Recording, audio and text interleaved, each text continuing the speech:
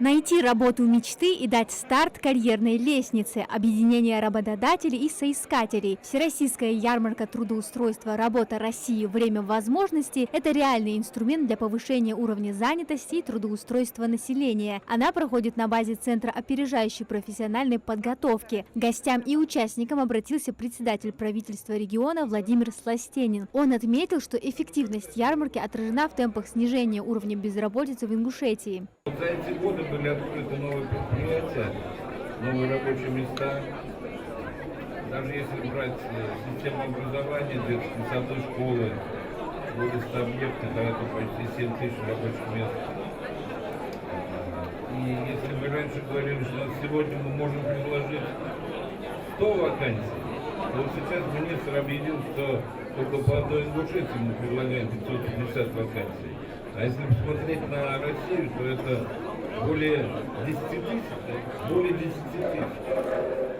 Представители компаний активно рассказывают о карьерных возможностях и условиях труда. Многие предлагают стажировки и обучение на рабочем месте. Отличный старт для молодых специалистов. Особое внимание уделено выпускникам колледжей. Для них здесь первый шаг к трудоустройству. С профессией многие студенты давно определились. А вот где будут работать после окончания вуза, еще предстоит узнать. Я закончила факультет сетевого оператора в этом колледже и хотела бы рассматривать профессии именно по этому направлению, а также преподавательские профессии, наверное.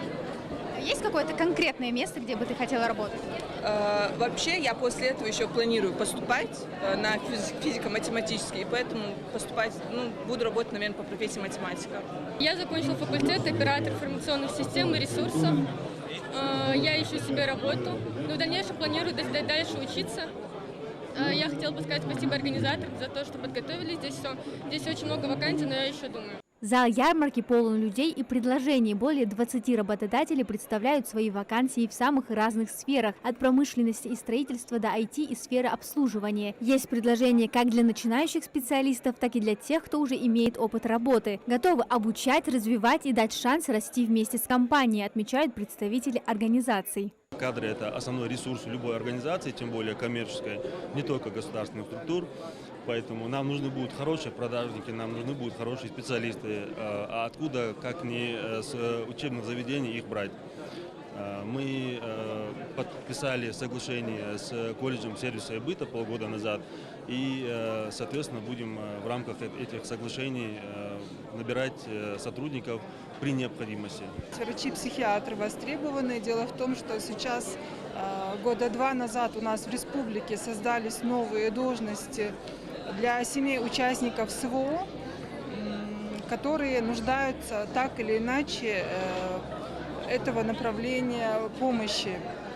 Поэтому у нас появились новые должности, вакансии врача-психиатра. Их ищем. Потом создались новые кабинеты паллиативной помощи. Ищем врачей паллиативной медицинской помощи. 30 регионов страны, свыше 10 тысяч вакансий, которые зарегистрированы на портале «Работа России». Порядка 2000 человек, среди которых как выпускники высших учебных заведений, так и жители, состоящие на учете в органах службы занятости. Ярмарки проходят во всех регионах. Основная цель – быстрый подбор работы и помощь в планировании карьеры. Следующий этап – федеральный, он пройдет в июне. Здесь больше уже будут представлены федеральные работодатели. И будет организована возможность онлайн, общение с федеральными работодателями напрямую. Сегодня у нас только 2 субъекта онлайн на связи, как я сказал, Калуга и Кострома.